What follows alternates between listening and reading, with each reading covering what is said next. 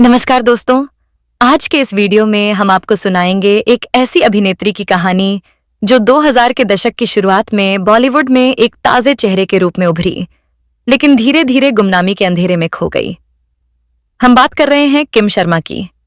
एक ऐसा नाम जिसने अपनी पहली ही फिल्म से लाखों दिलों में जगह बना ली थी, लेकिन वक्त, किस्मत और करियर के उतार चढ़ाव ने उन्हें एक अलग ही रास्ते पर मोड़ दिया। आइए जानते हैं किम शर्मा के जीवन की पूरी कहानी, उनके जन्म से लेकर बॉलीवुड में कदम रखने तक और फिर सफलता से लेकर गुमनामी के सफर तक। किम का जन्म 21 जनवरी 1980 को महाराष्ट्र के अहमदनगर शहर में हुआ था। उनके पिता एक बिजनेसमैन थे, जबकि मां एक होटल में काम करती थी। किम का परिवार सांस्कृतिक रूप से मिश्रित पृष्ठभूमि से था। उनके पिता हिंदू और मां क्रिश्चियन थीं। किम की परवरिश भी ईसाई धर्म के अनुसार ही हुई। उनका मिडिल नेम मिशेल उनके परिवार के संरक्षक संत सेंट माइकल से प्रेरित था। किम ने अपनी प्रारंभिक शिक्षा पंचगनी के एक बोर्डिंग स्कूल में प्राप्त की। बचपन से ही उनमें फैशन और ग्लैमर की दुनिया के प्रति खास आकर्षण था। वह हमेशा चाहती थीं कि वह कैमरे के सामने आए और बड़ा नाम कमाए। कॉलेज के दौरान उन्होंने मॉडलिंग की दुनिया में कदम रखा, जो उनके बॉलीवुड करियर का प्रवेश द्वार साबित हुआ।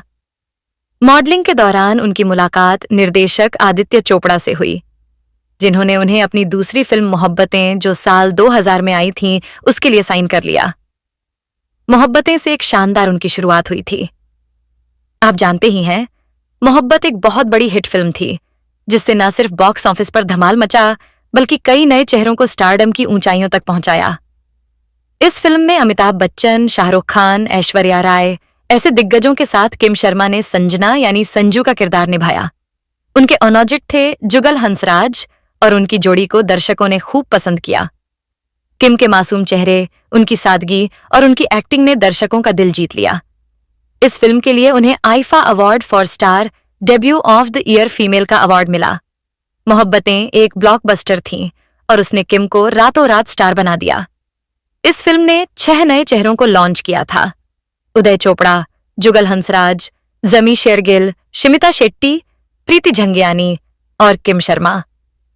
किम की यह शुरुआत किसी सपने से कम नहीं थी, लेकिन जैसा कि बॉलीवुड में अक्सर होता है, पहली सफलता के बाद असली चुनौती होती है उस सफलता को बनाए रखना। मोहब्बतें की सफलता के बाद किम ने कई फिल्मों में काम किया, लेकिन उनकी कोई भी फिल्म उनकी डेब्यू फिल्म की सफलता को दोहरा नहीं पाई। साल 2002 में तुमसे अच्छा कौन है ये फिल्म आई। इसमें उनके अभिनय की तारीफ हुई, लेकिन फिल्म बॉक्स ऑफिस पर एवरेज रही। इसके बाद उन्होंने फिदा, जो 2004 में आई थी, उसमें काम किया। Taj Mahal and eternal love story 2005 में आई, इसमें काम किया। जिंदगी रॉक्स कुड़ियों का है जमाना, मनी है तो हनी है और नेहले पे दहला जैसी फिल्मों में काम इन्होंने किया। इनमें से कुछ फिल्में छोटे बजट की थीं और कुछ में किम सपोर्टिंग किरदारों में नजर आई। किम ने हिंदी सिनेमा के अलावा तेलुगु फिल्मों में भी अपनी किस्मत आजमाई। खड़गम, जो 2002 में आई थी, यागम और अंजनेलू जैसी फिल्मों में वो नजर आई। लेकिन दक्षिण भारतीय सिनेमा में भी उन्हें वह सफलता नहीं मिली जो फिल्म मोहब्बतें ने उन्हें दी थी। उनकी फिल्मों का प्रदर्शन बॉक्स ऑफिस पर निराशाजनक रहा और धीरे धीरे उनकी स्क्रीन पर उपस्थिति कम होने लगी। किम का करियर कभी स्थिर नहीं हो पाया। उन्हें बड़े बैनर की फिल्मों में छोटी छोटी भूमिकाएं मिलती रहीं, जबकि कुछ कम बजट की फिल्मों में वो मुख्य अभिनेत्री रहीं। लेकिन इनमें से कोई भी प्रोजेक्ट उनके करियर को नई दिशा नहीं दे पाया। बॉलीवुड में उनकी अंतिम उल्लेखनीय उपस्थिति 2011 में आई फिल्म लुटेरे में थी। इसके बाद उन्होंने धीरे धीरे एक्टिंग की दुनिया से दूरी बनाना शुरू कर दिया। किम का निजी जीवन भी काफी सुर्खियों में रहा। उनकी प्रेम कहानियां और उनके रिश्ते बॉलीवुड गलियारों में अक्सर चर्चा का विषय बनते रहे। कहा जाता है कि उनके करियर की शुरुआत में उनका नाम क्रिकेटर युवराज सिंह के साथ भी जुड़ा था। हालांकि यह रिश्ता ज्यादा समय तक चला नहीं। इसके बाद किम ने 2010 में केन्या के बिजनेसमैन अली पुंजानी से शादी की और बॉलीवुड छोड़कर हमेशा के लिए विदेश में बस गई। यह शादी असल में उनकी जिंदगी का एक बड़ा टर्निंग पॉइंट साबित हुई। अली पुंजानी के साथ किम का रिश्ता शुरू में खुशहाल लग रहा था, लेकिन 2016 में दोनों के बीच अनबन की खबरें आने लगीं। ये कुछ ऐसा हुआ कि 6 साल बाद इस जोड़े ने बाद में तलाक ले लिया और किम भारत लौट आई। तलाक के बाद उनकी जिंदगी में अभिनेता हर्षवर्धन रहाणे आए, जिनके साथ उनके रिश्ते ने खूब सुर्खियां बटोरी, लेकिन यह रिश्ता भी ज्यादा समय तक टिक नहीं पाया। इसके बाद टेनिस स्टार लिएंडर पेस के साथ उनका नाम जुड़ा। फैंस को लगता था कि किम और लिएंडर शादी कर सकते हैं, लेकिन यह रिश्ता भी टूट गया। किम ने हाल ही में सोशल मीडिया पर अपनी 2 शादियों की अफवाहों पर चुप्पी तोड़ी है। उन्होंने कहा कि उन्होंने केवल एक बार शादी की थी अली पुंजानी के साथ, और सोशल मीडिया पर फैल रही सभी अफवाहें गलत हैं। उन्होंने यह भी जाहिर किया कि वह भविष्य में फिर से शादी करने के लिए तैयार हैं। 2011 के बाद की अगर बात करें तो किम शर्मा ने अभिनय की दुनिया से तो पूरी तरह से अपनी अलविदा ले ली थी। उनकी आखिरी फिल्म लुटेरे थी, जिसका कोई खास प्रभाव पड़ा नहीं। लोगों को याद भी नहीं उनका रोल क्या था इसमें। इसके बाद वो फैशन और मॉडलिंग की दुनिया में लौटी। 2018 में वो डिजाइनर नंदिता मेहतानी के फैशन शो में स्पेशल गेस्ट के रूप में नजर आई। इस दौरान उनकी बदली हुई और निखरी हुई शक्ल सूरत ने लोगों का ध्यान अपनी तरफ खींचा। कुछ लोगों ने कयास लगाया कि उन्होंने कॉस्मेटिक सर्जरी करवाई थी, लेकिन किम ने इन अफवाहों पर कोई भी टिप्पणी नहीं की। तलाक के बाद भारत लौटने पर किम ने अपनी जिंदगी की नई शुरुआत की। आज 45 साल की उम्र में किम सिंगल हैं और अपने जीवन को नए सिरे से जी रही हैं। वह सोशल मीडिया पर सक्रिय है, जहां वह अपनी तस्वीरें और जिंदगी के पल साझा करती रहती हैं। अब सवाल यह है कि किम शर्मा आज की तारीख में रहती कहां है?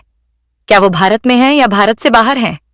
तो इस सवाल का जवाब यह है कि किम शर्मा मुंबई शहर में ही रहती हैं और बॉलीवुड से पूरी तरह दूरी बना चुकी हैं। वो अपने जीवन को निजी तौर पर जीना पसंद करती हैं और ग्लैमर की दुनिया में छोटे-मोटे प्रोजेक्ट्स के जरिए सक्रिय रहती हैं। उनकी सोशल मीडिया उपस्थिति से पता लगता है कि वह अपनी जिंदगी का आनंद ले रही हैं और नए अवसरों की तलाश में हैं। किम ने हाल ही में एक इंटरव्यू में कहा कि वह अपने भविष्य को लेकर काफी आशावादी हैं और जल्द ही शादी करने की इच्छा भी रखती हैं। उनके फैंस आज भी उनकी पुरानी फिल्मों, खासकर मोहब्बतें के लिए उन्हें काफी याद करते हैं। तो कह सकते हैं कि किम शर्मा भी एक वन फिल्म वंडर बनकर रह गई।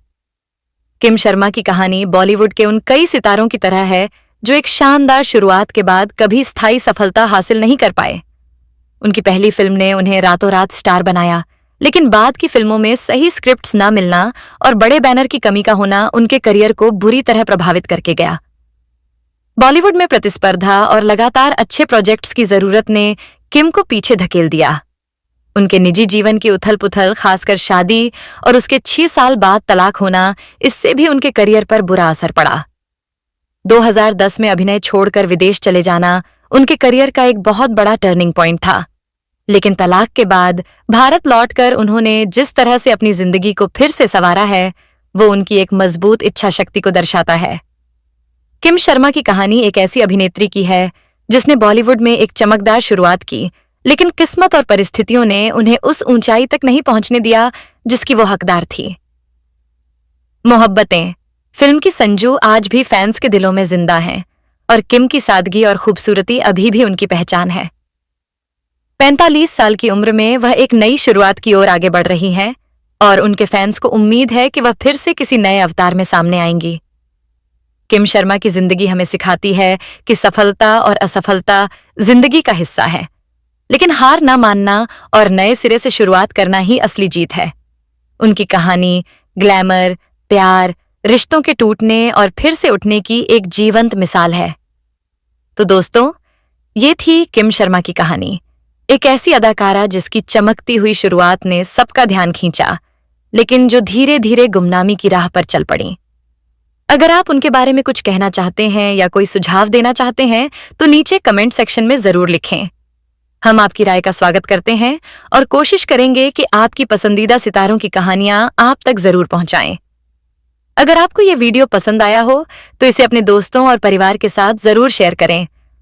और हाँ, अगर आपने अभी तक हमारे YouTube चैनल स्टार मनोहर राठौर को सब्सक्राइब नहीं किया है तो अभी कर लीजिए, ताकि जब भी हम कोई नई और दिलचस्प कहानी लाएं उसकी सूचना सबसे पहले आप तक पहुंचे।